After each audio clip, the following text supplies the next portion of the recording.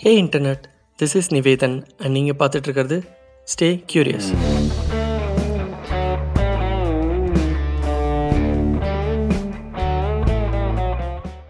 இன்னைக்கு ஒரு குட்டி கதை சொல்ல போகிறேன்.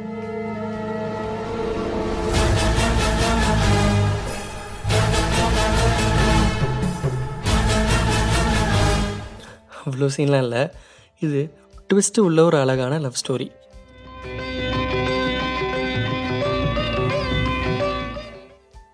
ஸ்டோரிக்குள்ள போகலாமா? ஓப்பன் பண்ணால் ஒரு அழகான பொண்ணு புதுசாக ஷிஃப்ட் ஆகி வர நம்ம ஹீரோ ஏரியாவுக்கு. விடிய காலையில் 11:30 மணிக்கு ப்ரஷ் பண்ணிகிட்டே பால்கனியில் இருந்து பார்க்குறான் ஹீரோ. எல்லா மூவிஸ்லேயும் வர மாதிரி இதுலேயும் நம்ம ஹீரோ பேர் கார்த்திக், ஹீரோயின் பேர் பிரியா. சும்மா செவனேன்னு சைட் அடிச்சுட்டு இருந்த ஹீரோவை திடீர்னு பிரியா பார்க்குறான்.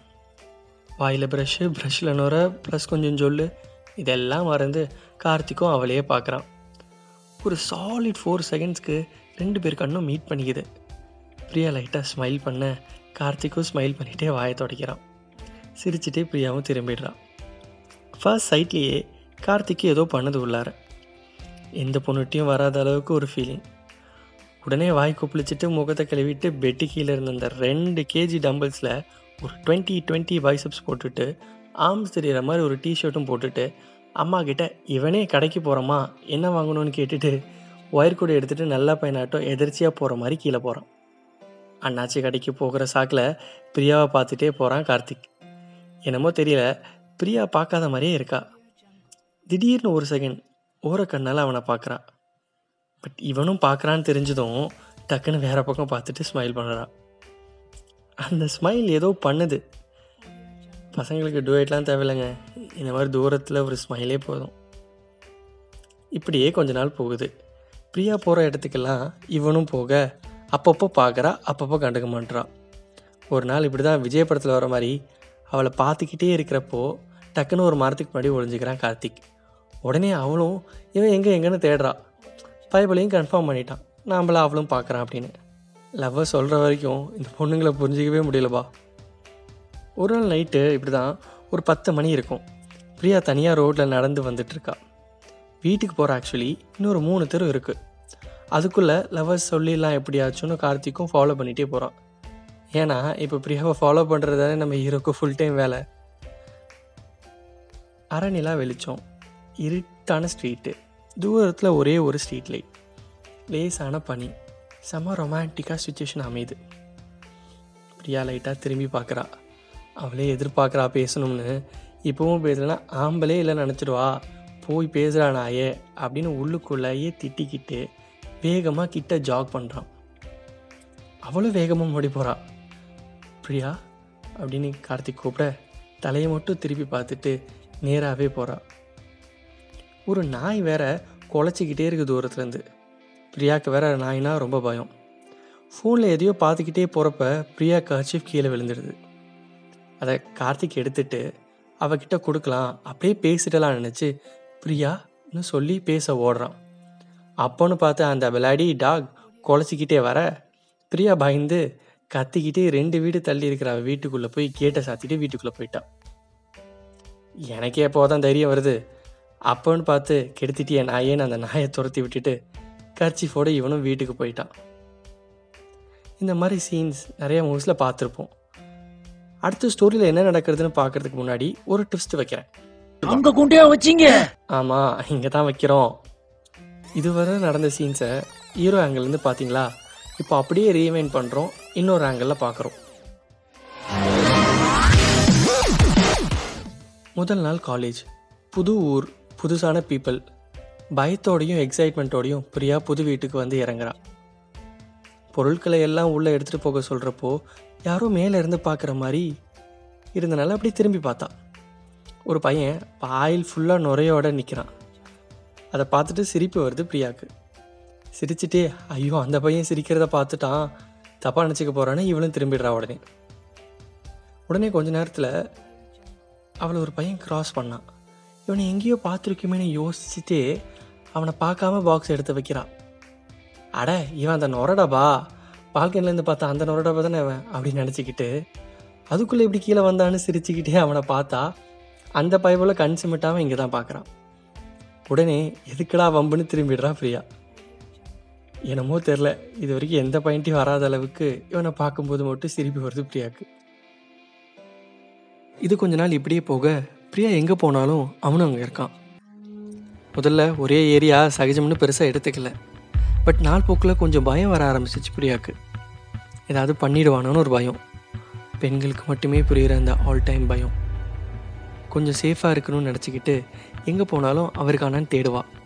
அவன் இருந்தால் அவனை கண் படுற டிஸ்டன்ஸ்லேயே வச்சுக்கிட்டு அவன் நார்மல் காய் தானா இல்லை ஏதாவது பண்ணிவிடுவானான்னு அவனை அப்சர்வ் பண்ணிக்கிட்டே இருக்கிற மாதிரி ஒரு நிலைமை அவளுக்கு.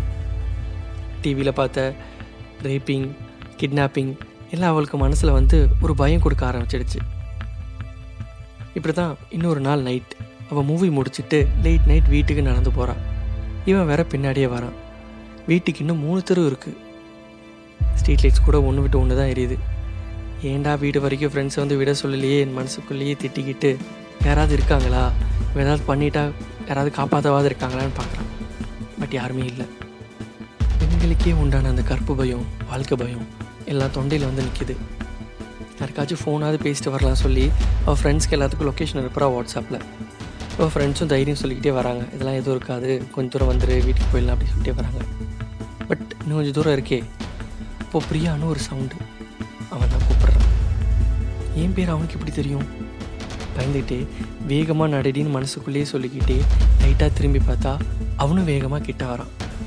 ஐயோ கடவுளே காப்பாற்று, பயமாக இருக்குது எனக்குன்னு சொல்லிக்கிட்டே இவ்வளோ வேகமாக முன்னாடி போகிறான். அப்போது இவள் கர்ச்சீஃப் கீழே விழுந்துடுது. அதை பிரியாவும் பார்க்கல. அதை கார்த்திக் கையில் எடுத்துக்கிட்டு அவளை நோக்கி ஓடி வரான். இப்போ பிரியா சத்தம் கேட்க திரும்பி பார்த்தா கையில் கர்ச்சீஃபோட அவளை நோக்கி ஓடி வரான் கார்த்திக். ஈரக்கொலையே நடுங்கிடுச்சு பிரியாவுக்கு. மயக்க மருந்தோ குளோரோஃபோமோ தம்பி எனக்கு அடுத்த தான் வரான்னு நினச்சிட்டான். யாருமே இப்போன்னு பார்த்து இல்லையேன்னு அழுதுகிட்டே கடவுளே காப்பாற்று அப்படின்னு சொல்லி வீட்டை நோக்கி ஓடுறா. இவங்க ஓடுறத பார்த்து பக்கத்து வீட்டு நாய் கூட குலைக்க ஆரம்பிச்சிருச்சு. நாய் குலைச்சாவது யாராவது பார்ப்பாங்க அப்படின்னு நினச்சிக்கிட்டே பார்த்தாலும் யாருமே வரல. எப்படியோ அவனை ரீச் பண்ணுறதுக்குள்ளே இவ கேட்டை ரீச் பண்ணி வீட்டுக்குள்ளே போய் கதவை சாத்திக்கிடுறான். அவள் பயந்தது அந்த தெருநாய்க்காக இல்லை, பெண்களை பற்றி புரிதலே இல்லாத ஆண் வர்க்கத்தை நினச்சி. இதோட ஸ்டோரி முடிஞ்சிருச்சுன்னு நினைக்கிறீங்களா? அன்றைக்கி நைட்டு ஃபுல்லாக லவ் மூடில் கர்ச்சீஃபை வச்சுக்கிட்டு கார்த்திக் பாட்டு பாடிட்டு இருந்தேன். அதே சமயத்தில் தான் என்ன ஆகுமோங்கிற பயத்தில் நைட்டு ஃபுல்லாக தூங்காமல் அழுதுகிட்டு எல்லாருக்கும் ஃபோன் பண்ணிகிட்டு இருந்தா பிரியா. இதுதான் இங்கே நடக்குது. இங்கே பல கார்த்திக் ரொமான்ஸ்ன்னு நினச்சி பண்ணிகிட்டு இருக்க பல விஷயங்கள் பல பிரியாக்களை வாழ்க்கை ஃபுல்லாக தூங்க விடாமல் பண்ணிகிட்ருக்கு. அவசரமாக வீடு காலி பண்ணிவிட்டு சேவ் பண்ணியிருந்த மணியெல்லாம் வேஸ்ட் பண்ணிவிட்டு வேறு இடத்துக்கு மூவ் ஆகிட்டா பிரியா. கார்த்திக் கொஞ்ச நாள் போக்கில் மறந்துட்டு அப்புறம் இதே சைக்கில் வேறு பொண்ணோட ஆரம்பிச்சிட்டான். பட் பிரியாவுக்கு லைஃப் ஃபுல்லாக, வாழ்நாள் ஃபுல்லாக பயந்து பயந்து தனியாக வெளியே போகக்கூட பயந்து எப்பயுமே ஒரு ஆண் துணை வேணுங்கிறனால அவங்க வீட்லேயே ஒரு கல்யாணம் பண்ணி வச்சுட்டாங்க. அவளுக்கு கல்யாணமோ இல்லையோ இங்கே பல பிரியாவுக்கு லைஃப் லாங் இப்படி தானே பயத்தோடே வாழணும். இதுக்கெல்லாம் யார் காரணம் நினைக்கிறீங்க? இதுக்கெல்லாம் ஒரு பெரிய காரணம் தமிழ் மூவிஸ், தமிழ் படங்கள். ஸ்டாக்கிங்னு சொல்லப்படுற இந்த ஃபாலோ பண்ணுற விஷயத்த ரொமான்டிக்காக காமிச்சு ஓ இப்படி டார்ச்சர் பண்ணி தான் லவ் பண்ண வைக்கணும் போலன்னு பசங்களுக்கும் நம்ப ஆரம்பிச்சிட்டாங்க. 90% ஆஃப் டைம் பசங்க ரொம்ப நல்லவங்க, தெரிஞ்சு எல்லாம் இதெல்லாம் பண்ணுறதில்ல. பட் இப்படி பண்ணுறது தான் லவ்னு சொல்லி வளர்த்துட்டாங்க இந்த சமூகம். இந்த வயசில் ஆப்போசிட் செக்ஸ் மேலே ஈர்ப்பு வருது சகஜண்டா. யாராவது ஒரு பொண்ணை போய் பிடிச்சா போய் பேசு, ஃப்ரெண்டாகு, பழகிப்பாரு. பிடிச்சிருந்தா பிடிச்சிருக்குன்னு சொல்லு. அந்த பொண்ணுக்கும் பிடிச்சா ஓகே, பிடிக்கலைனா இல்லை பேசவே விருப்பம் இல்லைனா விட்டுரு, வேறு பொண்ணா இல்லை. நீயா இருந்தாலே அவங்களுக்கு பிடிக்கும், அவங்களே பழகுவாங்க. இப்படிலாம் நமக்கு சொல்லி கொடுக்காதனாலே என்னமோ நாமளும் காலங்காலமாக இப்படியே பண்ணிக்கிட்டு இருக்கோம். அவங்க சைடில் இப்படி ஒரு பிரச்சனை இருக்குன்னு யோசிக்காமையே வளர்ந்துட்டோம். மறுபடியும் சொல்கிறேன், stalking is not equal to romance.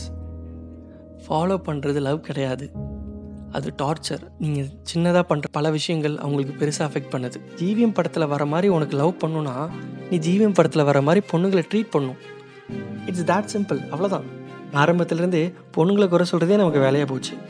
எல்லா இடஞ்சலையும் நம்ம கொடுத்துட்டு நீ ட்ரெஸ் ஒழுங்காக பண்ணலாதான், நீ திமிரா பேசுகிறாதான், அப்படி இப்படின்னு சொல்யூஷனை பொண்ணுங்கள்கிட்டே தேடுறோம், ப்ராப்ளமை நம்மக்கிட்ட வச்சுக்கிட்டு. கலாச்சாரம் கெட்டு போச்சு, பொண்ணுங்கள்லாம் குடிக்கிறாங்க, பப்புக்கு போகிறாங்க அப்படின்னு பேசுகிறோமே. நான் ஒன்று கேட்குறேன், பப்புக்கு போகிற ஒரு பொண்ணு மேலே ஒருத்தன் கை வைக்கிறான் பாரு, அவன் கூட அந்த பொண்ணோட பெர்மிஷனோட தான் வைக்கிறான்.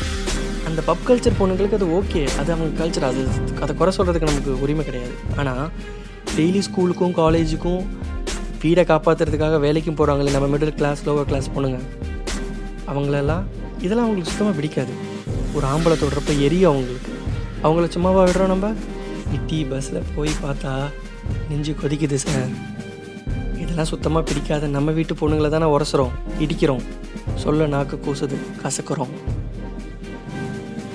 இப்படி நம்ம பண்ணும் போதெல்லாம் நம்ம தங்கச்சி ஒய்ஃபு நம்ம வீட்டு பொண்ணுங்களையும் ஒருத்தன் இப்படி தானே பண்ணுவான்னு யோசிச்சு பாருங்க. அப்புறம் பண்ண மாட்டோம். இப்படி விருப்பமே இல்லாத பொண்ணுக்கு பஸ்ஸில் தொல்லை கொடுக்குற நீ யோகியன், பப்பில் இதெல்லாம் சகஜம்னு நினைக்கிற பொண்ணை தொடுறவன் அயோக்கியன். அவங்களால கல்ச்சர் ஸ்பாயில் ஆகுதா? பாவங்க பொண்ணுங்க, நம்மளை விட ஸ்ட்ராங்காக அவங்களுக்கு கீழே நம்ம வேட்டையாடிட்டு இருந்தோம். அப்படி இருந்த பொண்ணுங்களை அக்ரிகல்ச்சர் ரெவல்யூஷனுங்கிற பேரில் புல்லை பிக்கிற மிஷினாக்கி வீட்லேயே உட்கார வச்சு வீக் ஆக்கிட்டு மேலும் மேலும் அவங்களுக்கு தொல்லை கொடுக்குறோம். கேட்டால் பெண்கள் எல்லாம் தெய்வம், அவள் தப்பு பண்ணக்கூடாது, நான் பண்ணுவேன் பட் அவள் பண்ணக்கூடாது. கான்செப்டில் அவளை தெய்வமாக்கி நிஜத்தில் அடிமையாக்கி வச்சுருக்கோம். அதான் reality. Stop seeing her as a goddess. தெய்வமெல்லாம் பார்க்க வேணாம், சக மனுஷியாக பாருங்கள். ஃபெமினிசம் பற்றி பேசிட்டே போகலாம், but that deserves a whole separate video series. இப்போதைக்கு சினிமா பார்த்து கேட்டு போன நமக்கு சினிமா வானிலே சொல்லணும்னா நம்ம தளபதி விஜய் சொல்கிற மாதிரி, ஒரு பெண்ணோட நீ ஒரு ஆண் நீ ஸ்ட்ராங்காக இருந்தீன்னா அதை அவளை பாதுகாக்கத்தானே தவிர அடிமைப்படுத்தலை. நம்ம தலை சொல்கிற மாதிரி சொன்னால், நம்ம நாட்டில் ஏன் தெரியுமா பொண்ணுங்க முன்னாடியே போக முடியல? பின்னாடி எவன் வராங்கிற பயத்தினால தான். போகட்டும் சார் பொண்ணுங்க, நம்ம வீட்டு பொண்ணுங்க ஃப்ரீயாக பயம் இல்லாமல் ஸ்கூலுக்கு போகட்டும், காலேஜுக்கு போகட்டும், வேலைக்கு போகட்டும். நன்றி, வணக்கம். வேணாம் சார், நம்ம நாட்டில் ஏன் தெரியுமா சார் பொண்ணுங்க முன்னாடி போக முடியல? பின்னாடி எவன் வராங்கிற பயத்தில் தான் சார். போகட்டும் சார் பொண்ணுங்க, ஸ்கூலுக்கு போகட்டும், காலேஜுக்கு போகட்டும், வேலைக்கு போகட்டும், நிம்மதியா. உங்களுக்கு ஒரு பொண்ணை பிடிச்சிருந்தா தைரியமா போய் சொல்லுங்க சார். அவங்களுக்கு உங்களை பிடிச்சா கல்யாணம், பிடிக்கலையா விரட்டி துரத்தி ஒத்துக்க வைக்கிற ஆம்பளை இல்லை சார். அவ உணர்வை மதிச்சு ஒதுங்கி போறவன் தான் சார் ஆம்பளை.